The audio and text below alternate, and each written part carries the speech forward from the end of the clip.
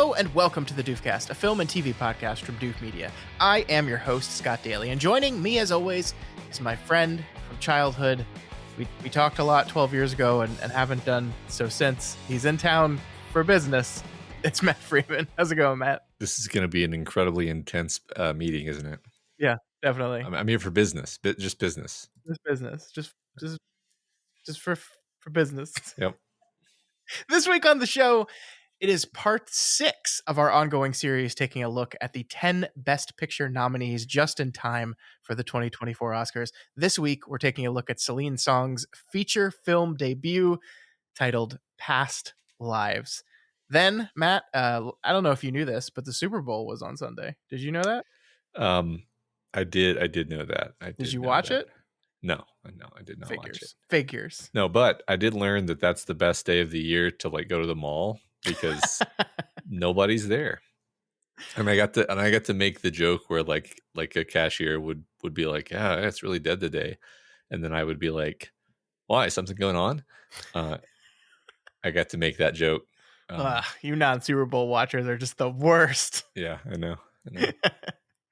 But anyway, with the Super Bowl comes commercials, and with commercials come film trailers, and several films made their trailer debut at this weekend Super Bowl, and I thought it'd be fun to briefly talk about some of those movies.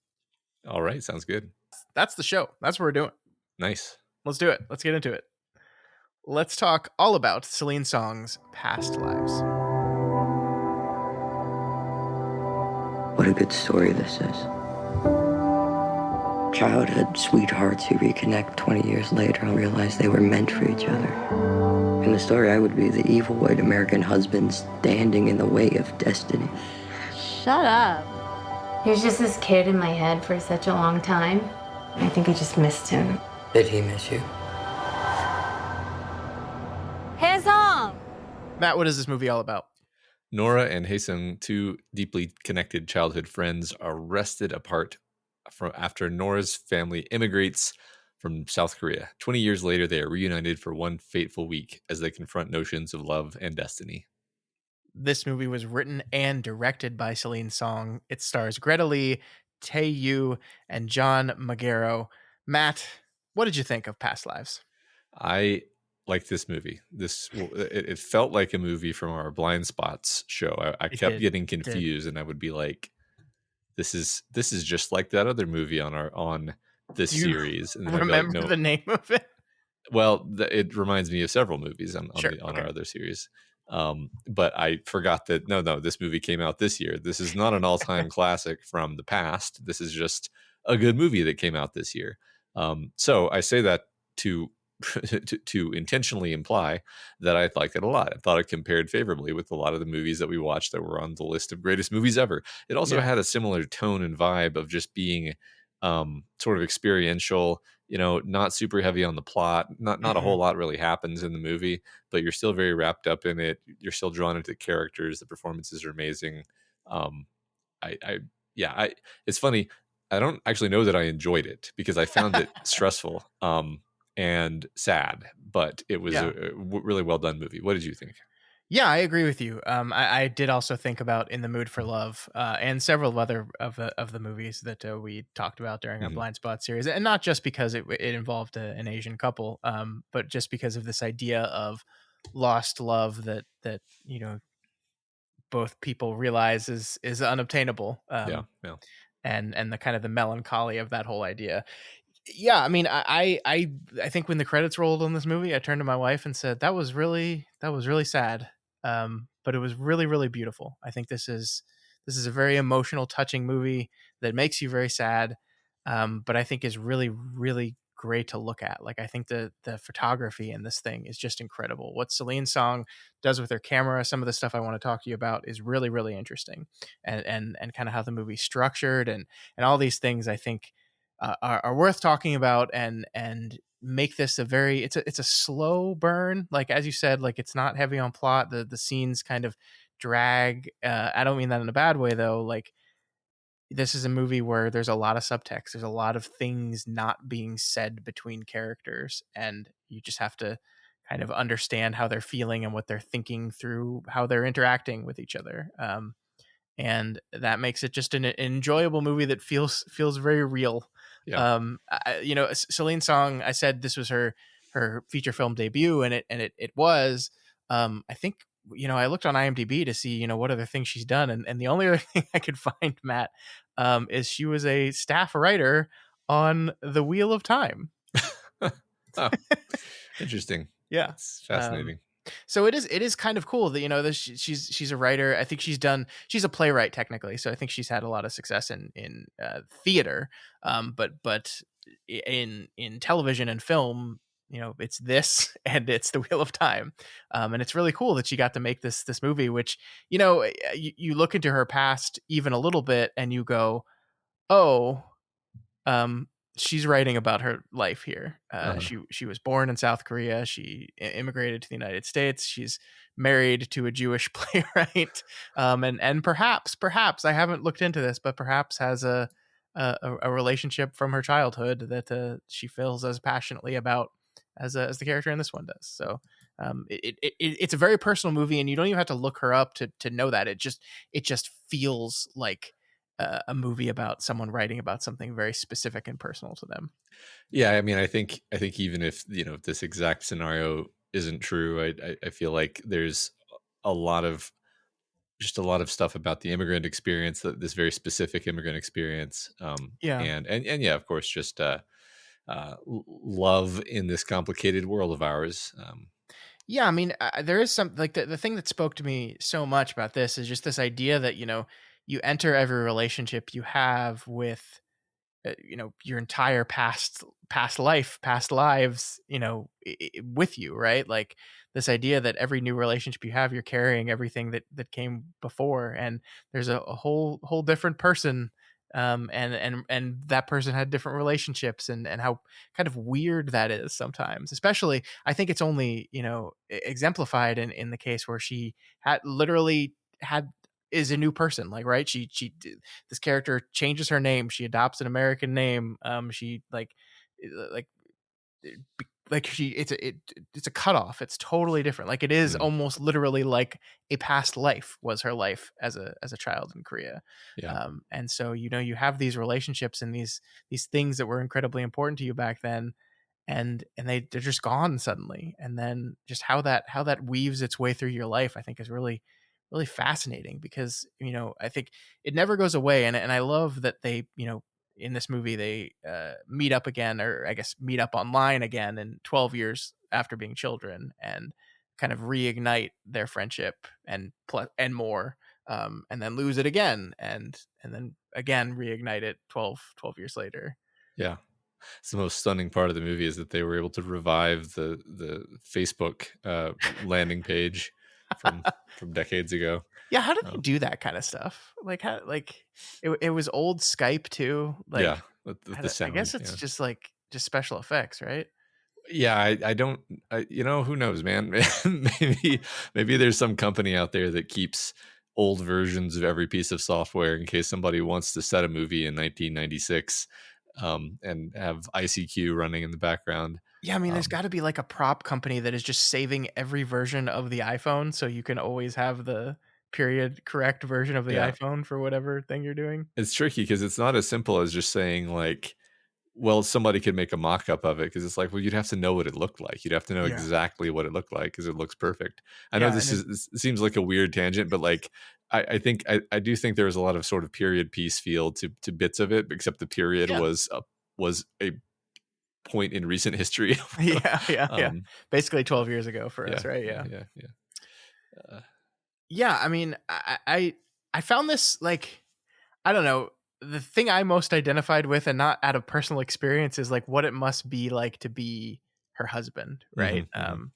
And this is, I think it's this wonderful thing, because like nobody in this film like has malicious intent in mind, right? Like, everyone's just kind of trying to figure out and explore the way they feel. And I love how the main character Nora is being like so kind of upfront with her husband about all this stuff. It's like, it's weird. It's weird, and I don't know how to feel. Are you attracted to him? No, I don't think so. but maybe like it's not like you can see a different version of this movie where like she doesn't even tell her husband that he's coming to town, that she sneaks off with him, and that adds this level of like anxiety and suspense about like what's going to happen. Is she going to cheat on him? And that's still there, right? That's still present, is like what's going to happen to these three people? Like how is this whole thing going to unfold? That suspense is there, but I feel like if you structure this differently, it loses focus on just the interpersonal relationships and like the complicated nature of love and feelings, and it becomes more about like the sneaking around or the deception or things like that. And that's not what this movie is about at all. It would become a simple drama, and this is more than that. So I think for me, the moment when the film elevated from being good and interesting to being something really unique was okay, so first I have to set the scene, especially for those who have not watched the movie. Okay. So you're watching this movie and you're really into this will they won't they, relationship between our two central characters, our two central Korean characters who can never quite make it work, but they clearly are so in love with each other. And then you see this guy come in, and the camera almost shoots his entry into the story as this like Darth Vader, like foreboding coming in from this really kind of interesting shot, and you know who he is because you actually saw him in the first in the intro to the movie. Opening, which is I want to talk about that, but continue. This like cold open, So I'll get to the point. So he's this interloper, and you're like, fuck this guy. He's gonna ruin everything for like he's gonna mess up this destined love that these characters have, and you feel that way about him. And then there's a moment like a bit later where they're laying in bed talking, and they're just having this very frank conversation, and I think he is like, if this were a story, then obviously I would be the antagonist who is interposing between these two characters who you're obviously supposed to want to see fall in love. Yeah. And then you're like slapped in the face by the like meta-ness of it, but it's not in a way that breaks you out of the story. You're actually just like, but then basically the movie within that scene really endears you to him.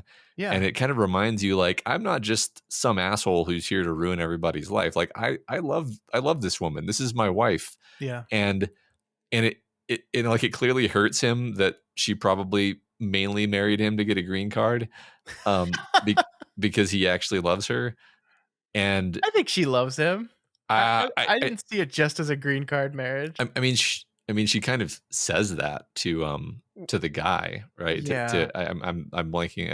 I can't say names, so like I thought it was actually really sad because Hae Sung, because later Hae Sung sort of accusingly says like, you look really young in your wedding pictures, and he's like, and then she replies, it was for my green card, and you're like, ooh, like that's not a thing you should tell him, like that's.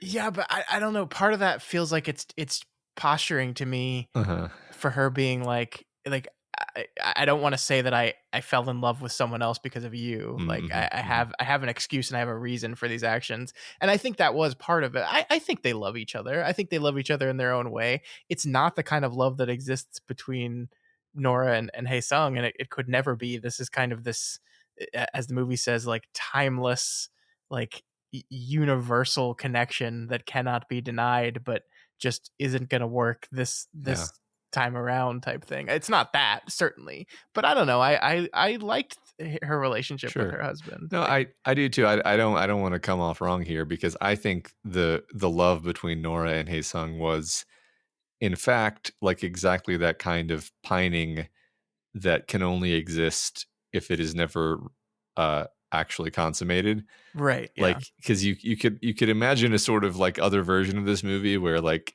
they did get married, and then they're just like unhappily trudging through their monotonous life together, and not appreciating each other, because like that's, you can't, the electricity of their relationship is all in the tension of like, God, these people want each other so bad, but it's not gonna work out. They can't make it work out. Yeah, it's the type of thing that you can look at as beautiful from a distance, where like any real relationship would have every problem that a real relationship has, right? It would get into the mundanities of a relationship that has issues and fights and things like that, where they can look at this thing that they have, and it doesn't have to have any of that, because it's not real in that way. It's just feeling. It's just that electricity. It reminds me, and bear with me on this one, Matt. I'm gonna go off here, but I promise you it'll make sense. Okay. I was listening to a podcast this week called Stick the Landing, which is about series finales of television shows, and they did one on Freaks and Geeks this week, which is a show I really, really loved that was canceled prematurely because it never really found an audience. And I love that show. I love that show so much. And I was thinking about like, okay, but like, what if that show went on for like 5 years? Uh-huh. Would I still love it as much? Or do I love it because I just got a brief glimpse of it? And I think that's the same thing with this, right? Is like, it's very easy to look at this, timeless, destiny of love from that beautiful picturesque moment of it, and not the reality of life, Yeah, that's what I most like about the movie, is that it's being mature. It refuses to devolve to the level of cheap melodrama. Like one of my favorite moments is, I guess, they're at that bar at the end, and I guess she goes to the bathroom or something, and it's the husband and Hae Sung, and they're having this conversation, and it's like kind of stilted because they can't quite speak the same language. Yeah. But like, they're actually kind of both trying, and you can see like the pain in both of them, and like neither of them is blaming the other for the situation. It's almost like they're just like these two comrades in the battle that is life. Yeah. Taking a moment to kind of commiserate. And it's like, well, the thing that's causing them pain is this woman that they both love, who has chosen one of them and not the other. And you would think, in a typical drama, in a typical narrative, this would be a point of tension and conflict, and they would be, opposed. Yeah. But that's not the way the scene is set up. And that to me feels so much more interesting and mature and human. And I like that's the thing I loved about the movie, is not going for the obvious, not devolving to just like, let's make something basically just for entertainment. I love movies like that too, obviously. Like, I'm not trying to sound all conceited here. I love a good trashy narrative driven, like just like Mission Impossible movie now and then, but excepting the first one, obviously. Yeah, we both watched Dead Reckoning recently. we both watched. Well, we have thoughts on that one. We do. Anyway, I was ramblingly saying that I like how this movie respects its audience. Yeah, I mean, I think that's the difference between, just another drama and a movie that gets nominated for Best Picture, right? Like this is doing something different and unique, and I agree, adult and mature, and I think a kindness to all of the parties involved in here, like that you can tell the script treats all of these people, with kindness. There's no animosity, there's no antagonist, right? There's just three people, thrown into this situation that it's none of their fault, really. It's just, hey, we feel these ways, and they all are trying to do the best with it. Like, the reason you never really hate the husband is because he's like, there's really a part of me that wants to tell you can't see this guy anymore. Yeah. But I recognize that that's not fair, and I can't be that person. But I feel it. Like I feel it. Like this man, Hae Sung is cast by a man named Teo Yu, and I'm probably saying that name wrong, but he's like a gorgeous man. Yeah. He's a really, really good looking man. Yeah. He's tall, he's built, and like he's a very intimidating person. Yeah. So you have a real opportunity for the husband, Arthur, to just turn into a fucking asshole about this whole thing. And it never does that. It never does it. Yeah. Yeah. No, he just seems like afraid and sad, basically. Yeah. Which is real, right? I feel like that's how I would react in the situation. It was like, I would just be sad. I would just be sad that this person I love so much is struggling with these feelings, and they're feelings that aren't for me, and there's nothing I can do about them. Yeah, right. Exactly. Yeah, you empathize for him. I thought that was just really an amazingly unique moment in film for me, was on a dime going from like basically thinking we were doing one thing with the movie, where it's like, oh yeah, this is the movie where star-crossed lovers or whatever, and this dumbass has come between them, and they're gonna have to, you know, I wanted her to leave him and go be with Hae-sung. I think Yeah. I think you're kind of supposed to want that at first, and then they really turn you around on it, and then I think you can really kind of access the true poignancy that the movie is aiming for, which is just like life is complicated and love is complicated, and you like, you know, the person you end up with is not necessarily everything you dreamed of when you were 12. Yeah.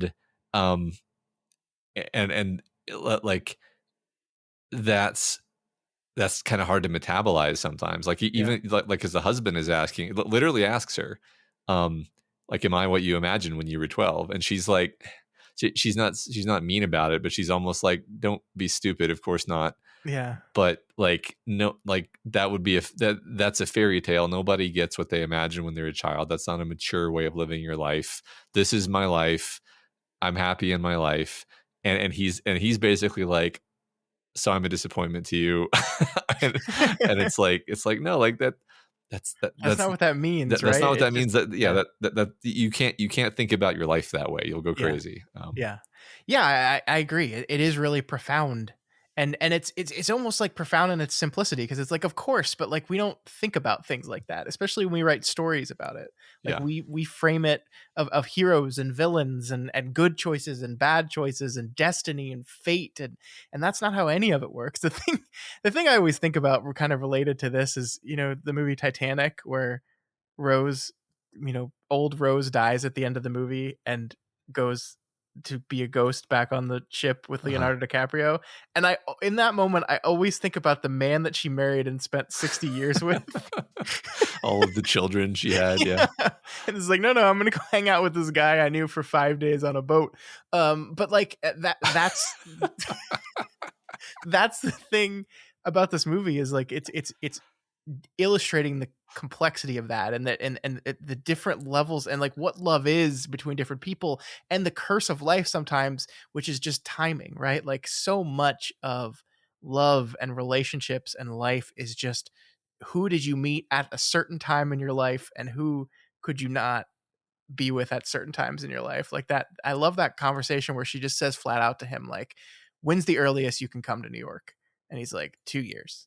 And she's like, well, the earliest I can get to Seoul is a year from now. And it's just like, fuck. Yeah. And it's not presented as if, again, they're making the wrong decision. It's not right. Like, oh, we prioritized our careers over this relationship and that was the bad move. It's just like, this is what happens sometimes. It's just like, this is how it works. Right.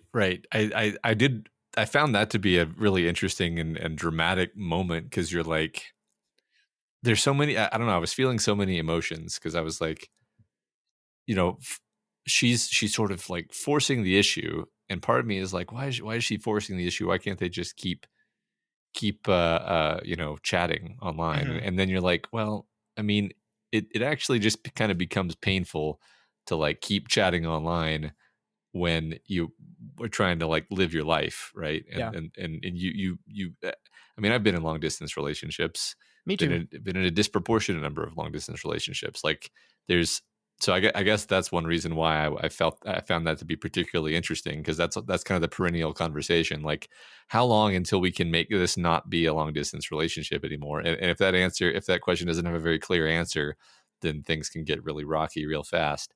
And the fact that the answer was not for a long time, it actually probably was like, I think you're right that there's not a right or wrong choice, but I think it was like the mature, like not, we're watching a movie choice to be like, okay, then we should probably just not do this anymore if we can't actually make this happen. Because if this were a movie, then one of them would have just gone to the other, right? They would have just resolved the problem, right? Yeah, and that's always seen as like a win condition in romantic comedies, right? And there's always a part of me that's just like, man, if you get like the opportunity of a lifetime in your career, like, are we really saying that a potential relationship should be prioritized over all things? I've just never, like, I feel like I feel like that's not the right answer. Yeah, but maybe it is for some people. I don't know. Like, it's complicated. Yeah, it is. It is. I mean, yeah, it's super complicated. It's like the most complicated thing in the world. It's Mm-hmm. because we don't even know, we don't even understand ourselves really. Like we don't even understand what we want out of a relationship. Yeah. Because we want too many things. We want everything at the same time for free. You know, we're silly creatures, and so how can I like what you said about there not being a right or wrong choice, because it's like you're seeing a bunch of characters do their best and struggle and share their feelings in a very mature way, even if sort of that act of sharing is somewhat painful. It's probably better that they did it, right? Like, Yeah. Again, speaking of like these complicated feelings, it's like you mentioned a minute ago how she's sharing her sort of inner turmoil with her husband, and part of me is thinking like, don't say that to him. Like that's just Yeah. that's like so painful for him to hear. Like he really loves Mm-hmm. you.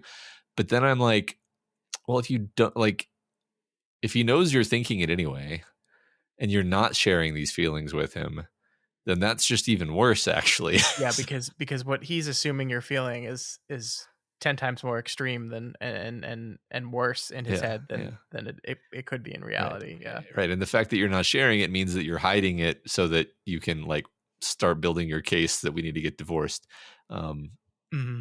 And yeah, God, it just, and just one more thing is like all the stuff we're like a lot of the stuff we're talking about is sort of subtext. I think that's the I'm not at all surprised to see that this is best original screenplay Yeah. nominee in addition to being best picture, because the screenplay has this ability to sort of, the character says one thing and your mind immediately jumps to like the implication of that thing, and it's like dialogue through not the dialogue but the implication under the dialogue, and that's like that's like everything everyone says is this like interesting game of indirection and implication and not ever actually quite saying what they mean. And it makes it very fun. It makes it very engaging. Yeah. You wonder like what the screenplay actually looks like, right? Like, is this subtext like written into like the between dialogues, see, like, or is that just, I mean, it's kind of weird when, not weird, it's just when you're a writer director, maybe you don't have to invade the script with all those descriptions because I'm the one that's going to be behind the camera and I can direct my actors into how to portray this stuff. But I am curious like what the actual screenplay looks like, because I agree with you that there's so many levels here with what everyone's doing. It's absolutely brilliant writing. I'd like to see it too. I agree.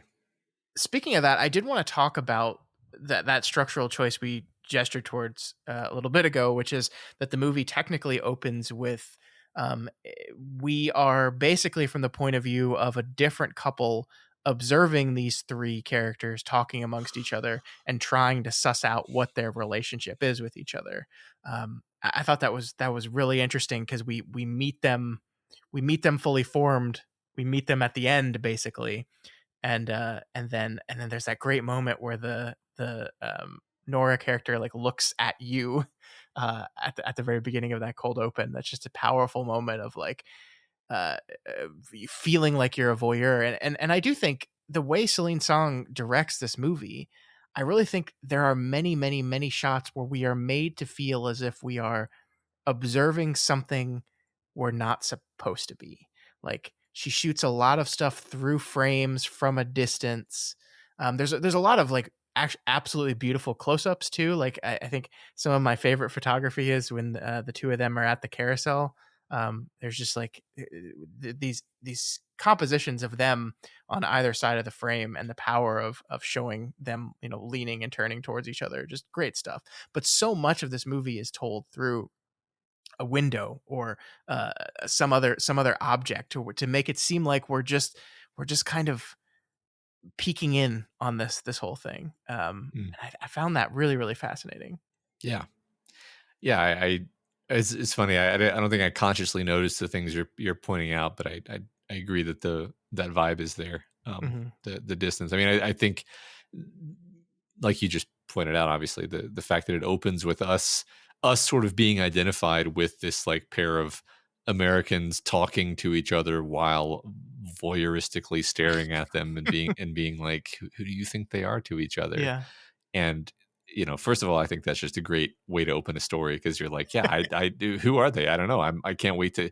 It actually makes you anticipate. Like, yeah, I can't wait to get to this scene, because okay, we're heading toward a scene where we have the two of them sort of talking lovingly to each other, while the husband looks absolutely miserable and nobody's talking to him. And I think that's another moment where, like, you because that scene is coming, you're like, so what's the context of that going to be? Like, is this the scene where they finally meet back up and she realizes she's going to leave her husband? Because that's what you want to happen at first.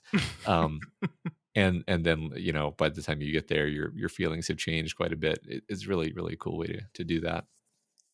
Yeah, I loved that scene too. I think you're absolutely right. Like, that's a scene you've been primed for, and then you get there, and the way Celine Song shoots it when she goes into close-ups, where the blocking of it are so good, because some of those sequences when they're having this conversation just completely cut the husband out of the scene, right? He's just not there anymore, and they're just having this in-depth, incredibly dramatic conversation, and he's just off frame. He's just right over there, like sitting there, not understanding 90% of the words you're saying, but maybe catching like some of it, because he does know a little bit of Korean. Right. That was my favorite moment, was realizing, like, wait a second, no, he did learn some Korean. Maybe he does understand like that they're having this like if only I hadn't met this man, I would be with you.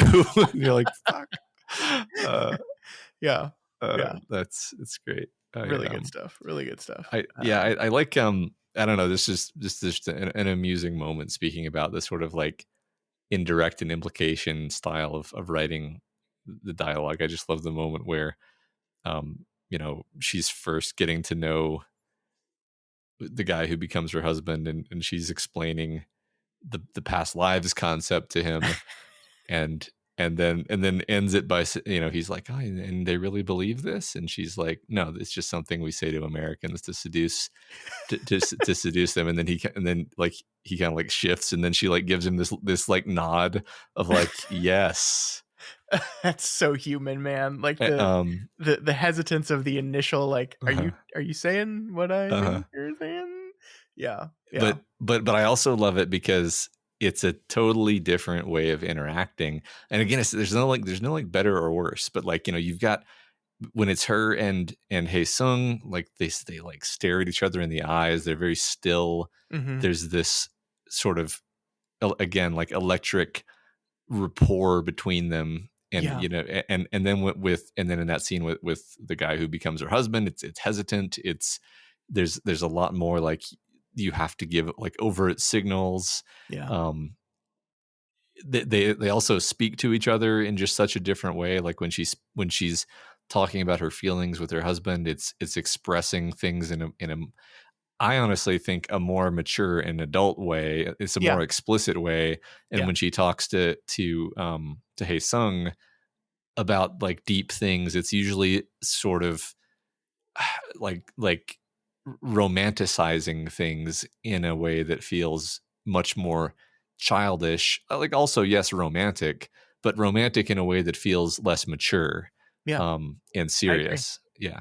I totally agree that like this is the thing that surprised me the most about this movie, was like I going into this kind of knew what the movie was roughly about. Like, I had this general idea of, oh, she had this childhood crush. The childhood crush comes back into her life, and now she has her husband. The thing I was so surprised about is how long it takes to get to that part of the movie, right? Where he's in New York, all three of them are together, and now they're having to deal with this. We spend all this time in the different phases of her life, and it allows you to see the differences in the relationships, and the Celine Song does such a good job of, you're absolutely right, in the direction and the blocking and everything, just showing the differences in what love looks like with different people. Like, yeah, I totally agree. Like, the shot in, I think that's like on the poster, is the two of them on the subway, where with their hands both on the pole, and there's like a quarter of an inch of space between them, and you could almost see the electricity like leaping from one hand to the other, and then Song does like a close-up shot of that, right, to emphasize it. And it's so charged, and the relationship with her husband is not like that, but it is this level of like, just like the frankness and earnest and honestness with which they talk about their feelings with each other is delightful, and that is love too. It is. Yeah. And because we spend all this time with them separate before we get them together, I think we get to see those, and that is demonstrated to us, and I love it. I love it so much. Yeah. I mean, and just to hammer that in, like, she takes Hey Song to Ellis Island, or on the ferry, and it's like this incredibly romantic, like beautifully shot outdoor scene, and then the conversation she has with her husband, either just before or just after that, they're like literally frumpy in their PJs, like brushing their teeth while talking to each other, and it's like incredibly unromantic, right? But it's like, that's what love and life is, exactly, right? That's what it is. Yeah, it's like, well, that's because you guys are married, and that's what you do when you're married, is you brush teeth and talk through a mouthful of toothpaste. That's actually, I mean, there's something even more romantic about that if you look at it, I think, correctly. So. Yeah. Speaking of the Ellis Island scene, one thing I did notice watching that sequence, Matt, I don't know if you caught this, is literally every other extra in the scene is a couple paired up with each other, either doing something, either kissing outright or doing something romantic with each other. They're like walking through the scene, and everyone else is coupled up in the scene. No, I didn't notice that. I did notice when he's at the bar with his friends, there's one point where one of his friends like pours something into something, and clearly no liquid actually pours, but he acts like it does, and then sets his bottle down, and I was like, that's movie making. And then I got over it. Just thought it was funny. I had the weirdest thought. This is a total non sequitur, but what you just said reminded me of this. I had the weirdest thought while watching when he first gets to New York and it's raining, and I was like, do they just like wait for a rainy day to film these exterior sequences where it's raining in New York City, or did like the days they had earmarked to film in New York City, it was raining, and then they said, okay, so now we have to write a scene in which his friends laugh at him because it's going to be raining the entire time he's there. The entire time he's there for what he hopes is a romantic venture where he sweeps her off her feet. Which is like perfect, right? Because like that actually is a symbol of how the trip's going to go, right? It's like the fact that it's going to be raining the entire time, the weather's going to suck. It's a perfect metaphor.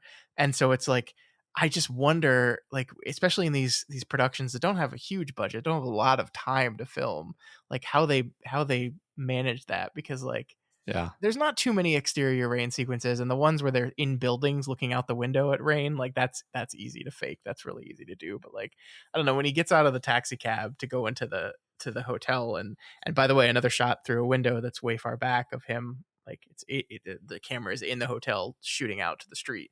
It's definitely raining out there. It's like, how do you do that? This is just like the problems and the problem solving of filmmaking that you never really think about when you're watching the finished product, but it is things that someone had to plan and make a decision for. I don't know, it just popped into my head in that scene. Sure. Well, yeah, I mean, I don't know. I wish I knew more about certain things like this, and like the idea of lighting and the idea of, I mean, even just something as simple as like let's just say that you want to make like a funny video yourself, like in your house, and you want to make it seem like two things happen in succession, but you need to film them in 2 different rooms of your house.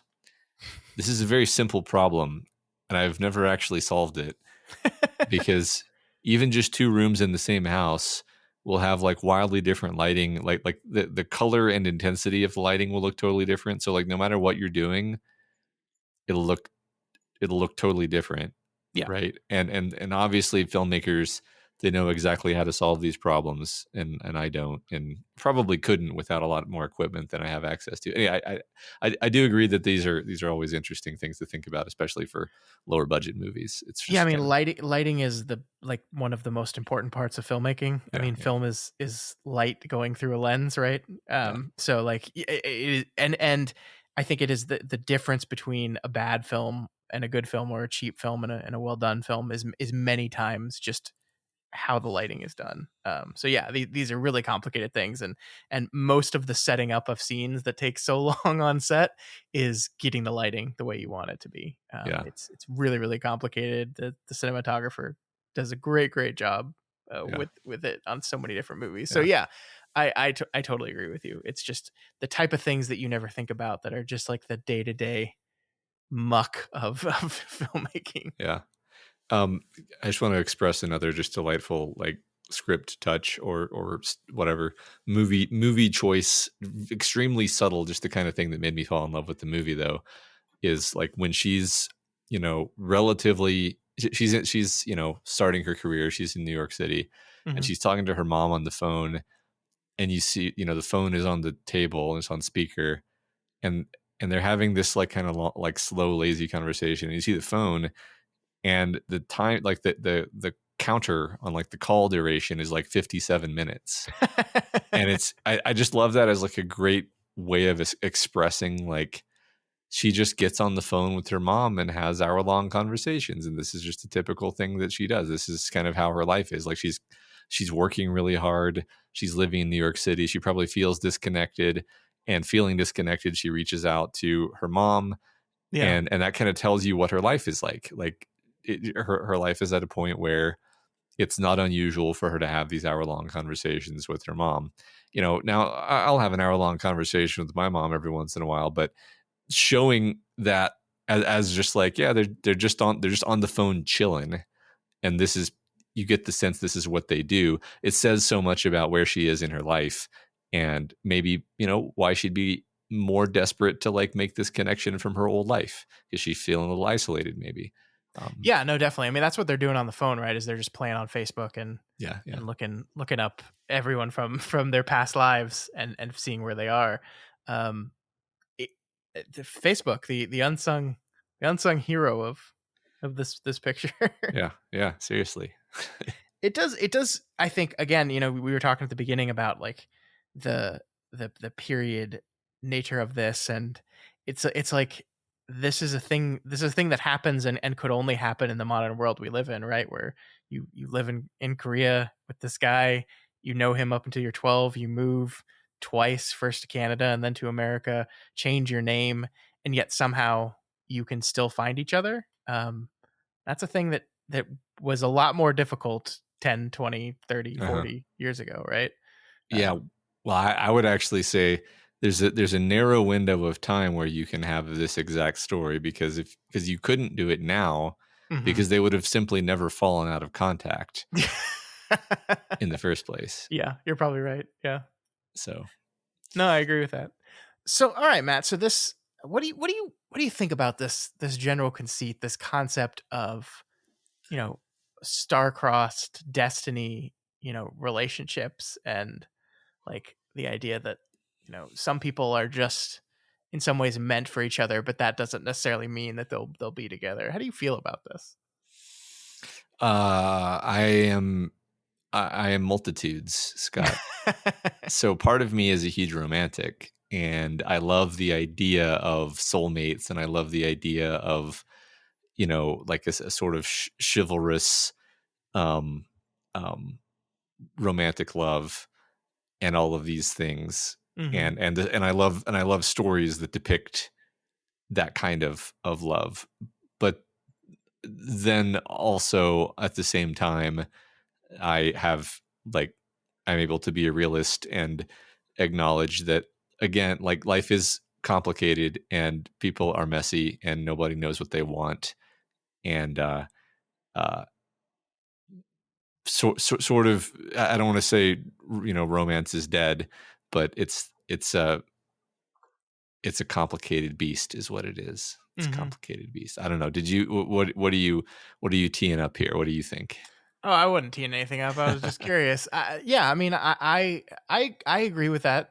Like, I want to. I'm romantic as well, and I want to believe that, like, this is, your path sets you to a person, and that person, hopefully you can make it work. And I love the romanticism of, even if for one of the many millions of reasons that can happen, you don't end up with that person, that you're so entwined with each other that you'll find each other somewhere else. Like, the line at the end of this movie really, really got me. Like, one of the final lines, where I can't remember.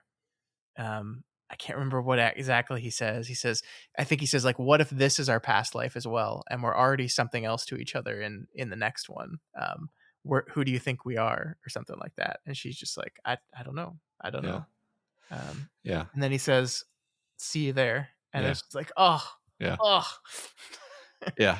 I love that. I love the idea of that. Do I believe in it? I don't know. I mean, I believe that people can have powerful interactions with each other, and even if the relationship is gone, and even if the actual love stops being there, that there is, that people imprint on each other and they leave marks on each other, through their experiences. So yeah, right. I mean, sure, I agree with all of that. Like, that's the thing. I don't want to. Yeah, like, obviously there's no magic in real life, and also I think hold the phone.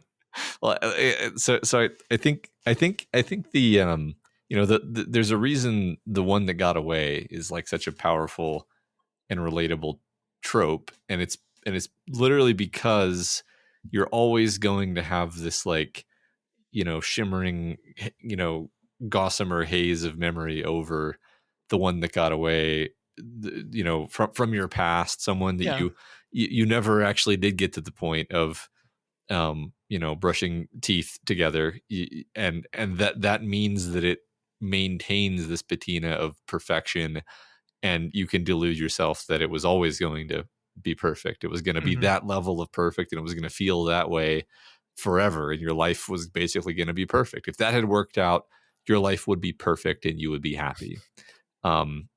And that is a delusion. It's a very common delusion. It's borderline, like, universal, in some regards, that you feel like, oh, the good old days were better, right? Yeah. Setting aside romantic relationships, like, we idolize the past, which we no longer have access to, or idealize, not idolize. And I think that's kind of what this movie is about, but it's not demeaning that either. It's not saying, like, they're so stupid for thinking that they could actually be happy together. It's not doing that either, but it is being more realistic than I think a lot. Again, I'm repeating myself, but a lot of Hollywood movies would just have it be like, yeah, they're meant to be together. Which is, it's really a terrible way to make decisions, by the way, is to live as if you are in a, like, romance novel, because, oh God, yes, yeah, a lot of people do that, actually. So. Yeah, I mean, we can kind of perhaps blame the movies for that, right? That, like, we've trained ourselves as, this is what romance looks like, this is what love looks like, this is what is expected of you, and this is what you should do. And so, yeah, people live that way and then fuck themselves over big time. Yeah. I forget what podcast we were on where I was complaining about how I feel like millennials were, like, done a raw deal because all of the movies that came out when we were teenagers were, like, programming us to see romantic love in this very specific, unrealistic way that led us all to make terrible choices when we grew up. Damn you, indie scene in the 90s and early 2000s. Yeah. I blame making me love completely unrealistic women that do not exist. Yeah, exactly. Yeah. I think, it's it's again something about this movie that I think makes it unique, because like I've never seen that thing done from the perspective of, okay, but let's have our moment. Like, I think what I'm trying to say here is, I wonder if, we talked about at the beginning that like this is kind of Celine Song's life, like it very closely mirrors her actual life. And I wonder if that this boy existed in her past or not. I wonder, like, part of me says, I wonder if this boy existed in her past, but they never got this moment where he came to New York and they got to just kind of be frank and honest with what they have and what they don't have and what is possible. Like, kind of the fictional part of the story is the idea that, in life sometimes we get to have this moment where we like say goodbye to this thing that that at one point we really wanted, and part of us really misses and mourns in that nostalgic way you were talking about.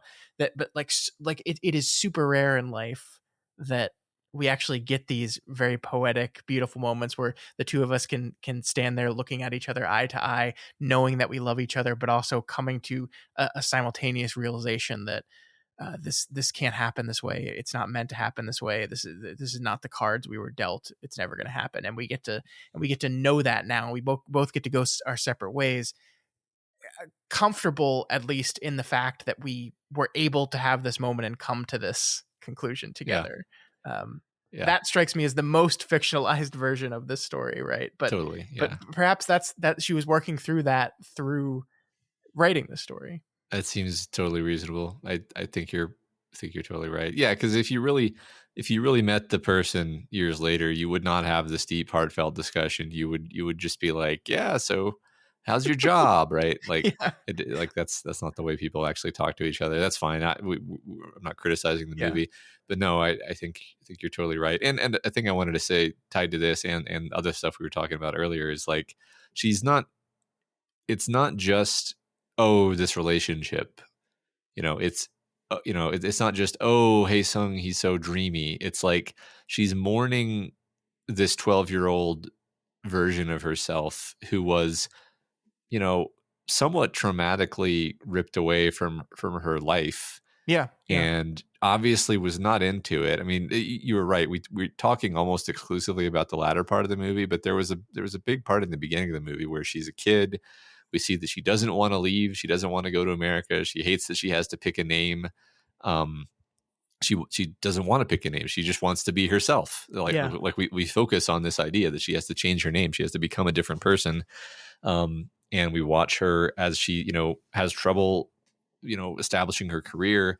And so it's not just about this guy. It's about this whole other life she could have had. This other version of her that could, Na Young, not Nora, who could have lived a life in Korea, and what would that have been? And you've got to imagine that every time something goes wrong for her in her life, there's just that little niggling thought of like, what else could my life have been if we hadn't come here, right?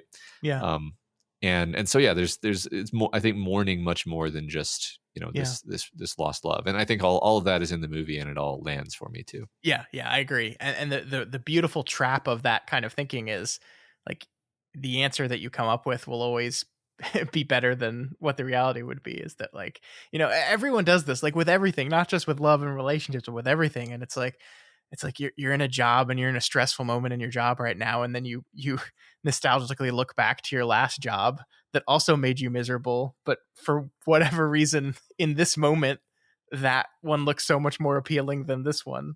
That's just the thing we do constantly. And I think you're absolutely right that part of her misses that person. Like I think the line when her husband, she says to him that the night after she first meets with him, he's so Korean. Like he's just so Korean. And like that is a true statement that she's like realizing how Korean he is, and therefore how Korean she is not. But also I think mourning that of like, how Korean would I be if I had stayed in Korea? I thought that was interesting too, almost like a distancing, because she says Korean like 6 times. She's like, he's masculine in this very Korean, this very specific Korean way. Yeah. And I think I do think that there's a complicated push and pull with that, where part of her is compelled by that, and part of her, which is like what she thinks of as like the person she is now, is like, that's not my thing anymore. It's not me anymore. And I mean, I liked the detail that her mom doesn't even call her by her name anymore. Her mom has also adopted her American name. She calls her Nora now too. Just show how fully integrated she is. I just think it was an interesting detail, when talking about them immigrating. We kind of see, as the two kids are playing with each other, their moms are talking, and we get the line that I didn't know what to make out of, but basically she tells the mother of the boy that they're leaving, they're immigrating, and she's like, why? Yeah. Why are you doing that? Your husband's a very successful director. You're an artist. Why are you doing this? And she doesn't give an answer. She doesn't say, it's like, oh, it's for an opportunity. It's like, we don't actually get a concrete answer as to why they're leaving Korea. Yeah. That's true. That's interesting. I guess I found it really interesting, and I was curious if you had any take on what that is saying. I think, no, I didn't have one. I mean, I thought it was one of those moments where the implication is like, we like our ambitions are bigger than staying here, and the kind of life that we want to live is not one that we can live here, which is a kind of like insulting thing to say to someone if their position is like, why would you want to leave here? This is great. This is a great place. Which is probably why she didn't say it. Yeah. But yeah, like I think I agree with you, and it's like, it shows the disconnect and the divide growing between them, of like, I wanted something more, I wanted something greater. Like, I think the image that I love so much is of, as kids, when the two of them separate, she's walking up, right? She's walking upstairs. He's walking out to the side, not going up.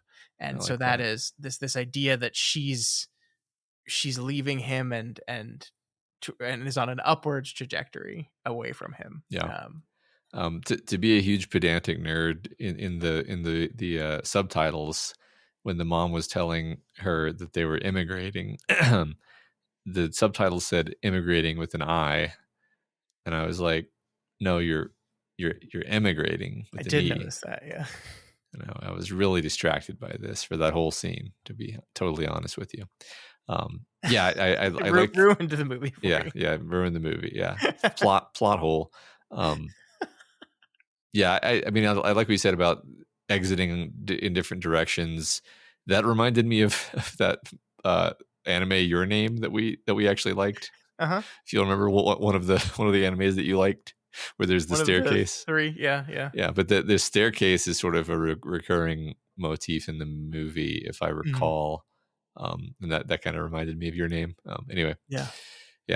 Good visual communication. I mean, it's really well directed, right? It's written and directed by Celine Song. So should I know her from anything at all? I mean, you said this is her directorial debut, and she has written things. Just Lord of the Rings. Yeah, or the Wheel of Time. Just Wheel of Time. Man, that's crazy. Just busting onto the scene. Well, I'm excited. I'm excited to see where we go with this. Yeah. I mean, I think this vindicates our love of that show, because clearly it's a great show if this very, very successful writer-director worked on it. I think that retroactively means I win every argument that I ever had about whether it was a good show. Yeah. Yeah, to be clear, like she did work, like she was a playwright, right? Like her character in this movie, she is a Canadian playwright that did, I think, mostly off-Broadway stuff. But that's kind of what prepared her for switching to film and doing this. So this is her feature length directorial debut. Yes. Okay. She's also 2 years younger than us, so make that. God, why do you feel bad about that? I don't need to know that. That's It's not useful to me.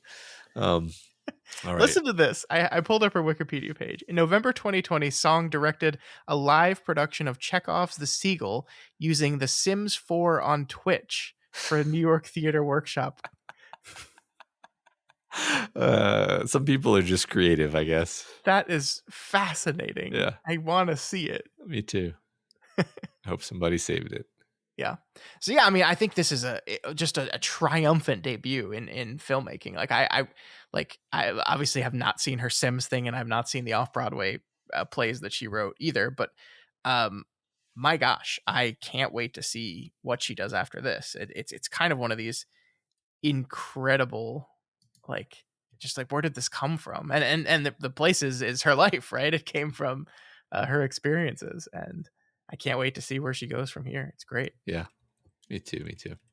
Unfortunately, I don't think this is going to win Best Picture, but I think it's pretty cool that it made the list. Like, this is, I guess I wouldn't necessarily say this is not an Oscar type movie, but it doesn't have, we talk about like the Oscar performance is big and bombastic, and I feel like so many movies this year, at least of the 6 we've covered so far, are not that. It's these very like quiet, complicated, beautiful performances, and maybe that's why neither of these actors were nominated for the acting Oscar. But man, I loved it. Yeah. You think there's a chance it could win the best screenplay? I haven't looked into kind of anything about the best screenplay award and who is the front runner there. So maybe I don't know who are the other. I don't even know who the other nominees are. I don't either. Yeah. Just wondered if you had the inside scoop, but I mean, I liked it a lot. I liked the screenplay specifically, so I wouldn't be surprised if it won, unless I'm just kind of forgetting. Some other options. So the nominees for original screenplay are The Holdovers, Past Lives, Maestro, May December, and Anatomy of a Fall. So it's four movies that we're going to be covering here, and then May December. Cool. Well, yeah, it definitely, I think, rivals any of the ones that we've seen, and obviously can't speak to the ones that we haven't. So I'll make my prediction now. I might change my mind. I feel like The Holdovers is going to win this one, or Anatomy of a Fall, but okay. I don't know. Maybe Past Lives will take it. I don't know. All right. So that is Past Lives. It is available now on, I don't know where you watched this, Matt, but it's on Paramount Plus Showtime for free. Yeah, I just rentable other places. I just rented it because I was confused by the whole Paramount Plus thing. It's fucking ridiculous. Yeah. The thing that pisses me off is if you can get Paramount Plus through Amazon Prime, but when it doesn't tell you, like, if you just boot up Amazon Prime right now and you don't have Paramount Plus attached to it, it'll just be like, get Paramount Plus to get access to this thing. But actually, you can't just get normal Paramount Plus. You have to get Paramount Plus Showtime. Yeah. I complained about this with The Curse, and I'm going to keep complaining about it because it's stupid. Stupid. It was very stupid because I found the movie on Paramount Plus, and I like clicked on it and was like, okay, let's watch it. And then instead of taking me to a page where it like explained you can only watch this movie if you get this other thing, it just took me to a page that was like, you're trying to change your subscription. And I was like, I'm not. I'm not trying to change my subscription. I clicked the button to watch a movie, and I tried it, and then I tried it again. I was like, if there must have been an error.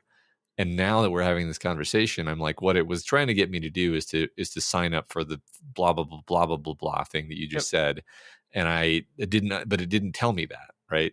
I was just supposed to know that somehow. Yep. Freaking, I hate it. I hate it so much. Yeah, right.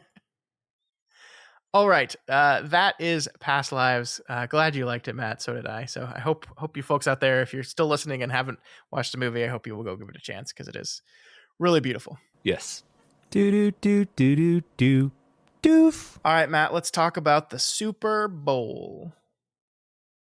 Did you know it was the most watched single thing in the history of the earth?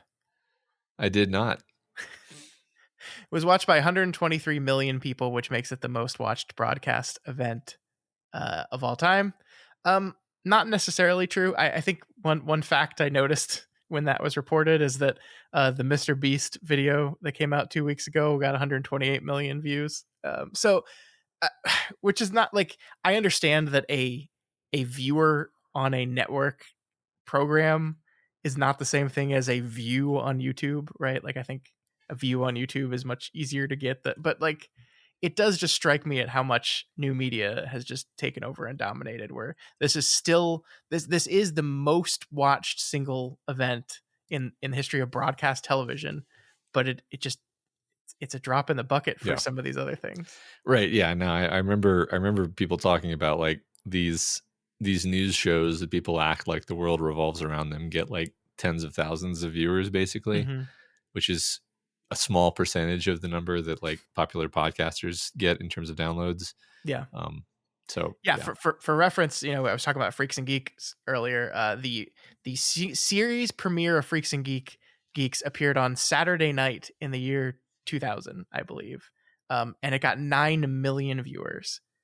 A show getting 9 million viewers in 2024 would be like one of the hits of the year. And 9 million in 1999, 2000 was incredibly disappointing. Yeah. So like the nature of things are changing. Everything's changing. The Super Bowl and live sports continues to be like the one exception to all these rules, is that it still is appointment viewing. A lot of people watch. I think the Taylor Swift effect was no small part of that, to be sure. The ad spots still cost a lot of money, Matt. I think it was estimated that a 30-second spot this year cost $7 million, which is a lot of money for 30 seconds. It did an interesting thing where the majority of these trailers that we're about to talk about here, on TV, it was actually just a 30-second roll or 15-second thing that said, "Go see the full trailer online." So we don't even see trailers on TV anymore. That's, I hate the future. No, I remember. Yeah, I remember when they started doing those, or something similar to that. That's crazy though. Yeah, the thing that annoys me about it is there are so many things on YouTube that are not actually the trailer, but just like people have like made fake trailers, just combining footage of like, I'm really excited for Deadpool 3, so I'm going to make this fake Deadpool trailer. And like, so what happened was I saw the spot while I was watching the game for the Deadpool movie, and it was just like that. It was just like a 15-second go to the internet to see the full trailer. And I typed Deadpool 3 trailer into YouTube, and then I had to scroll for like 5 minutes. You're doing the thing where you're looking at like when the video was released to be able to determine which one is the one that's the actual trailer for this thing. And that strikes me as a failure. Like that it shouldn't be that hard. Yeah. I've definitely seen the thing you're talking about, where I've wanted to see a trailer for a thing. I remember there was some Obi-Wan, there was some movie with Ewan McGregor where he's like in the desert, and there were all these trailers with people cut using that movie to make like, this is the trailer for the Obi-Wan movie. And they all looked really convincing. But I don't know why that's I mean, I know why that's a thing, is that people want to get clicks from people who don't know any better because they're monsters. But it is silly. Yes. Yeah. So I think the biggest one, probably the one we'll start with here, that the trailer that premiered, is the Deadpool 3 trailer, which is actually called Deadpool and Wolverine. And it was a 15-second spot, but there was a full 2.5 minute trailer online. What'd you think of it, Matt? Well, I think they know how to market to me. I mean, the Deadpool movies are always fun. Yeah. This one looks funny. They understand that people really love Hugh Jackman as Wolverine, and if they can cash in on that one last time, they're gonna do it. And it seems like, and I don't know. I mean, the thing about, like, there's always the running joke with Deadpool and Wolverine, and like they're actually connected characters in the lore. Mm-hmm. So it's not like this is a huge stretch. I guess the one thing that made me raise an eyebrow was that we're bringing in the TVA from, oh my god, from like Loki, which, as far as I can tell, is not like everybody's favorite concept. But whatever, if you're gonna go meta and do weird timey-wimey meta stuff, then Deadpool is the franchise to do it with. I really hope the DVA thing is just a like gimmick to jumpstart the plot and not like a central core of this movie, because I'm just going to get very tired if that's the case. Yeah. I do think it's really interesting that we've gotten ourselves in a position now, Matt, where like Deadpool is being slotted to save the MCU. Like both within the in the concept of the movie, but also metatextually, like the Marvel Cinematic Universe is not in a great place right now. Like the movies have not been successful. They're not getting a lot of money. The general consensus is that, oh, they're on a downward skid, and suddenly fucking Deadpool is being basically made to be responsible for pulling this thing out of the garbage heap. And that's like wild to me. I mean, like, I've enjoyed both of the Deadpool movies quite a bit. I think they're fun. I do. I think if we're gonna make that be the case, I'm a little worried, because I don't want Deadpool to be the movie that resets the MCU or whatever. Like, I really, really don't want that. Like, that would be the worst possible outcome for me. Yeah, I mean, I don't know, man. I think maybe the MCU is not going to get reset in the way that we imagine. Sure. You know, I don't know if the machine gets put back the way it was, where it goes back to releasing 12 movies a year. I think that was just I don't even know if mistake is the right word. They just went too far. They just tried to milk a good thing too much. Mm-hmm. And I think there probably should have been some tough conversations around the idea of like, who likes these movies and why do they go see them, and how can we basically cater to that audience and just make a bunch of money. And instead of doing that, they did other things. Mm-hmm. And then they didn't make any money, and now they can't make movies the way that you. Anyway, I don't know. I don't think they're gonna just sort of try to do the MCU again. I think they might try to do some different things, and that's fine. Sure. Like, it would be totally fine if there were another suite of X-Men movies that were like only vaguely connected to the MCU proper. Like, that would be fine. We had a everyone. It's always good to remember, everyone, that when we were growing up, there were like 6 different Batmans, and they were all totally disconnected from each other, with no implication that these were even in the same universe. And that was fine. Nobody cared. It was nobody ever complained about continuity. And we could just kind of do that. You know, that would also be fine. How much money did they give Hugh Jackman to do this again? Half. Yeah, I don't know, a lot, because I think they correctly know how much people love that specific character, and that he is one of those cases in life where you're like, people are going to go see this movie because he's in it. Yes. Yeah, definitely. Yeah. I do find it interesting that the trailer is being so coy about his involvement in it, though. Like, you know, the name of the movie is Deadpool and Wolverine, and yet we really don't see Wolverine in the movie. Like, there's the shadow of him at the very end, and then that's pretty much it. I mean, it could just be that they're saving that for later trailers, but I just thought it was interesting that they're kind of leading with the Wolverine of it all, but at the same time not. Yeah. Well, maybe they're just holding back on showing the ridiculous yellow costume, because it might be something that, like, I honestly think it might look silly in a trailer context where, well, I mean, it's going to look silly. Let me be specific. It looks stupid. It's a stupid, it's a ridiculous costume. But in the movie, they're going to they're going to make a joke out of it, or like it's going to work. It's going to work in the movie. But when you just see it in the trailer, it might look very silly and not work. And yeah, that's fair. Maybe like, I saw people on Twitter complaining, like, there's the clip where he's like, where Deadpool's like spinning around and like throwing magazines in the air and catching them with the guns, and people are like, this looks stupid. This is stupid. And I'm like, that's what Deadpool always was. Yeah, this is exactly what Deadpool is, and you don't have to watch it, and it's whatever. Like, Deadpool is all about, it's when you see that scene, you're going to realize that this is sort of like tongue-in-cheek and self-aware with the violence and with the excess of it. So yeah. All right, well, we'll find out in July when Deadpool comes out. Reminder, the only MCU film coming out in 2024. Incredible. All right, Matt, the next one I wanted to briefly talk about with you was Despicable Me 4. I don't have a lot to say about this movie. I've seen the first Despicable Me movie, and that's about it.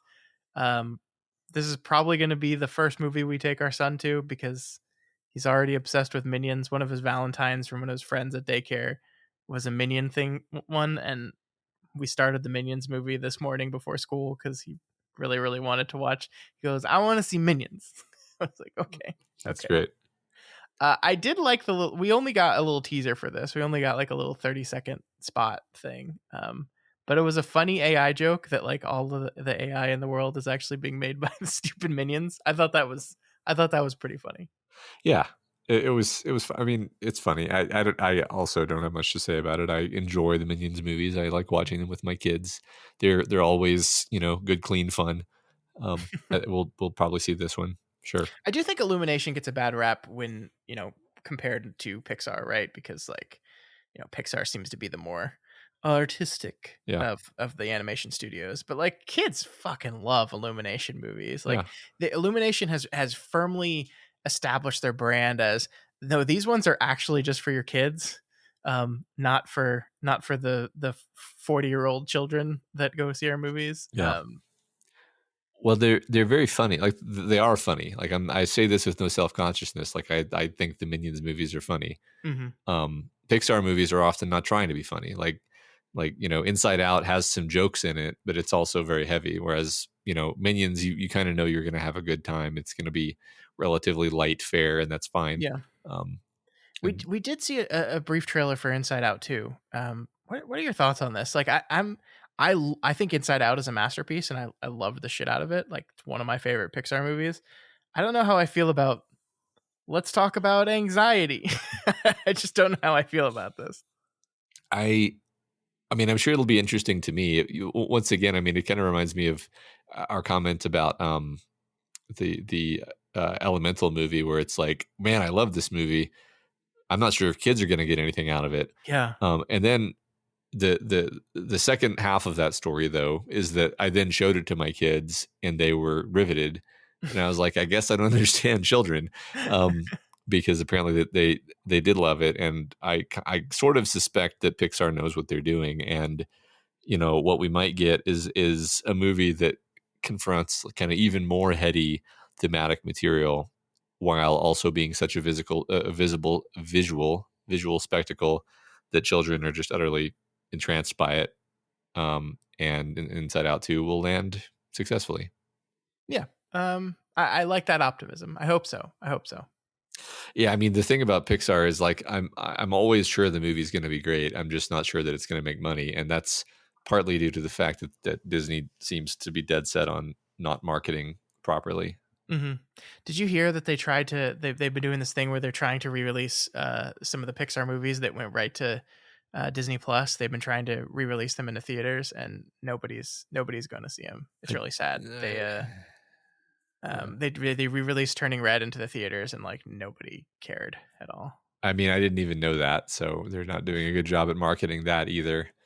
Yeah. Like what like am I going to drive by the theater and be like, "Ooh, Turning Red"? Like no, it's like you've got to make my kids aware of these things somehow. Maybe they don't realize they need to be, putting ads in Roblox and Fortnite. Yeah. Right. There needs to be a giant red panda in Fortnite telling you to go see Turning Red in theaters now. Yeah, exactly. So one of the other trailers we got, Matt, is for a movie called Kingdom of the Planet of the Apes. I think we briefly talked about this on our 2024 preview. This was a full trailer we got to see for this movie, and I'm curious what you think about it. I guess what's your past with the Planet of the Apes series?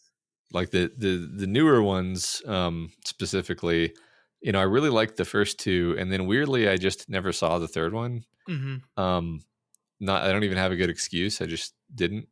Those are the Matt Reeves ones. Yeah, right. And I mean, I watched, also kind of weirdly, I watched most of the original ones when I was a kid because I lived overseas and those were the tapes that I had access to. I mean, I did too. because my parents loved them, and we got like a DVD box set of all the original Planet of the Apes films, and that's fascinating. I loved them. Okay, see, this was pre-DVD, so I was just probably way too young to even understand what I was, because there was like a cult that worshipped an atomic bomb, and I was like those 7. Those are so fucking 70s. Yeah. It's so wild. I love them so much. Yeah. Anyway, all that being said, I enjoyed the newer movies that I actually saw. And then I think you pointed out last time we talked that this new movie is not made by the same people, but it is continuing the sort of like Caesar and Caesar's Brood timeline. Although I guess this is like generations later. Yeah, this is not. I don't think there's Caesar. There's Proximus Caesar, which sure. I don't. Yeah, the main monkey looks just like the Caesar CGI monkey, so. But it's not being played by Andy Serkis, so who gives a fuck? Exactly. Yeah. No, so yeah, like Matt Reeves directed not the first Planet of the Apes movie, but the second two, which are wonderful, wonderful films. This movie is directed by a director named Wes Ball, who did the Maze Runner films. Okay. So all right. I'm like, I love Planet of the Apes. Like every Planet of the Apes movie, with the exception of the Tim Burton one, I have like unabashedly loved. And there's just something about this trailer that is just not really exciting me at all. And I can't even put my finger on exactly what it is. It just doesn't feel like I have a hook of this movie. Yeah. Like at all. I really don't know what it is. It just doesn't look very good to me. And maybe that's it. Maybe it's just because, it's not that the CGI looks bad. It just doesn't look like good. And I don't know why. Yeah, I think it's just not a great trailer. I mean, I think you said exactly it. Like in a trailer, you need to set the hook. You need to tell me what is the thing that I want to, find out. Mm-hmm. Like what is the what's the word, the log line of this movie, and it fails to do that. It just kind of is like, it'll be a generic adventure. I'm like, yeah, okay. Yeah. I mean, we'll see. I'm gonna go see it because I as I said, I love me some Ape Planets. But this watching this trailer again got me thinking of the Simpsons Planet of the Apes musical, though, which is why I reached out to you about that earlier today. I see. Because I just love that so much. It's the best. That is the best Planet of the Apes property. All right, Matt. One of the other trailers we saw was for the film Wicked. Did you know that this is a Broadway play? I feel like everyone at least knows that it is. I know that it is a Broadway play, and I know that there was a novel, and I kind of get what it's doing, but I've never read or seen any of those. So I love Broadway musicals, by the way. I don't say that on the show very often, but I like them a whole lot. I never thought this was a good one. Okay.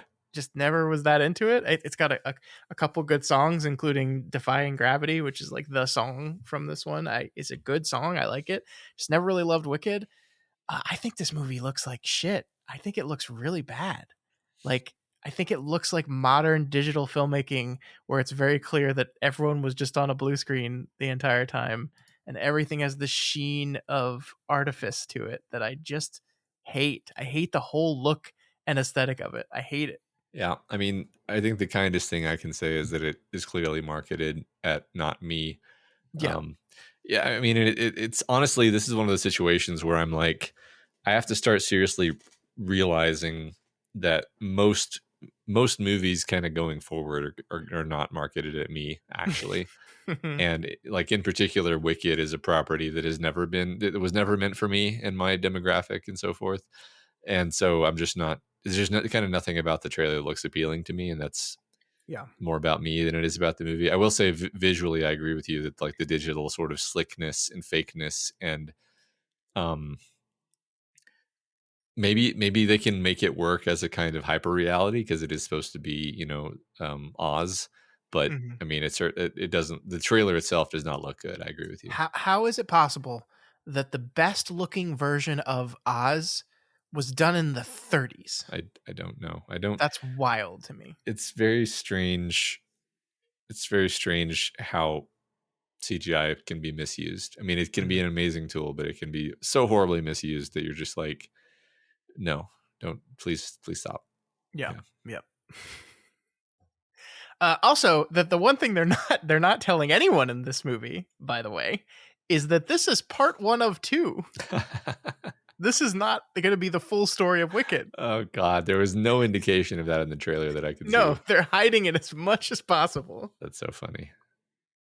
The next part will come out, I think, a year after this one comes out. By the way, as much as I've just shit all over this trailer and this film, it's going to make all the money. It's going to make so much money. Like, Wicked is, as a musical, like, its popularity is like beyond just about any musical thing, maybe outside of Hamilton. Like, I'm telling you, Matt, if you want to take a bet, like, bet on this movie. It's gonna bank for sure. Yep, that sounds reasonable. All right, the final film that premiered a trailer at the Super Bowl was Twisters. Matt, hell yeah. Didn't you always want a sequel to the 1996 Helen Hunt, Bill Paxton Storm movie? Yes. Well, you got it, man. You got it. I'm sure young me did want a sequel to Twister, actually, because I loved Twister when I was a kid. I did too. I loved the shit out of Twister. And I gotta say, this looks pretty good. Uh-huh. I am into this. Obviously, way more CG than the original Twister had, which it did have a bunch. But there is a lot of like, oh, they actually like went on location and filmed shit like stuff in this movie, which makes me happy. I think this looks really cool. It's directed by Lee Isaac Chung, who is a indie director that directed an Academy Award nominated film Minari 3 years ago. It was a beautiful, beautiful film. But like, to draw a comparison for you, it would be like if the director of Past Lives, Celine Song, like then went on to direct, I don't know, Twisters. Uh-huh. It's just like a wild move, but it excites me because it means that like he saw something and said, yeah, I want to make this movie. This looks great. Yeah. I mean, it's funny because the trailer, sometimes when you see, one of these reboot quills of an older property, you see like, they're going for something really different here. This one looks to be going for exactly the same thing.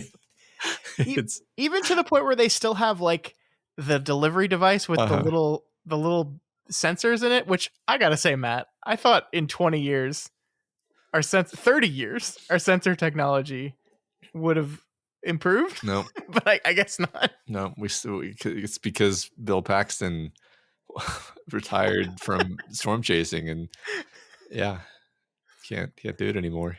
Yeah, this movie stars Glenn Powell, in I think is supposed to be the Bill Paxton role, and we were talking about him before we started recording. Like he's the new hotness right now. He played I forget which character, Hangman in Top Gun Maverick from a couple years back. He also is going to be in Hitman, why do I keep forgetting his name? The Richard Linklater film about a hitman that's coming out this summer is starring Glenn Powell. He's also in one of the biggest movies of the year right now, Anyone But You, a romantic comedy, and he's got this movie coming out. So I think it's going to be the summer of Glenn Powell. If you could buy stock in actors, I'd be buying Glenn Powell stock right now because I think it's going to be a big summer for him. Yeah, we should buy stock in Glenn Powell on that. But oh man, Twisters, I'm in. This looks really fun. It really does. Yeah, I agree. I'm gonna miss Philip Seymour Hoffman the whole time and Bill Paxton. I know, but it looks fun. Yeah, I agree. All right, I think that's everything, right? That's all the trailers. So pretty good Super Bowl with fun. The commercials are bad, Matt. The commercials have all just got really bad. I didn't watch the commercials, and I heard that there was a lot of confusion about overtime rules, but I don't care. There was. The quarterback of the San Francisco 49ers didn't know that the overtime rules change in the playoffs, which you feel like if you're a professional football player, that should be a thing that is communicated to you. Yeah. That's a bad that sucks. Yeah. The problem is that the overtime rules in the sport are so fucking stupid to begin with, and so they have to have all these exceptions, and it's all dumb. It's all, I don't want to get into it because I could talk about this for 45 minutes, but it's stupid. It's stupid. I agree. But yeah, I'm not a Chiefs fan. They beat my team in the Super Bowl last year, so I'm bitter about it. But damn, they're a good fucking football team. It's not fair. It's not fair. Yeah, man. Football, man. Yeah. All right, I think that's going to do it for us this week, though. If you have any opinions on Celine Song's past lives or on any of the trailers that premiered during the Super Bowl this week, please let us know. You can reach out to us via email at doofmedia@gmail.com or over on Twitter at doofmedia. You can also head to Reddit. Our subreddit is r/doofmedia, and there will be a post for this episode that you can leave your comment there. Yeah, and if you're not already subscribed to the Doofcast, we encourage you to subscribe and ensure you never miss an episode. You can find us on iTunes, YouTube, Google Play, and pretty much anywhere else podcasts can be found. And if you like what we do here and want to support us, consider becoming a patron of Doof Media. Head on over to patreon.com/Doof Media. And if you want to donate at the $10 level, you get access to a bunch of our bonus features, including our ongoing show Castle Talk, where we look at Stephen King's Castle Rock series on Hulu. We just released our second episode of that this week, where we looked at episodes 3 and 4 of that show. So if you're all interested in that and a bunch of other bonus stuff, you can find that there. That's right. Also, please consider rating and reviewing the Doofcast on Apple Podcasts. Each review helps us get more exposure and introduces new people to the content that we make here. That is right. And that is going to do it for us. Next week, we are going to be taking a look at our 7th film in this 10-part series, Matt. We're going to look at the film Anatomy of a Fall.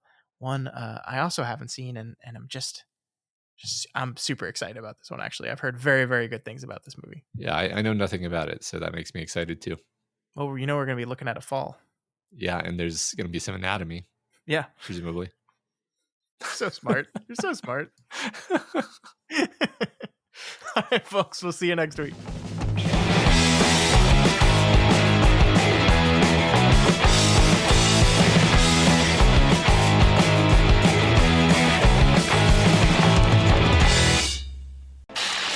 My name is Doof, and you'll do what I say. My name is Doof, and you'll do what I say.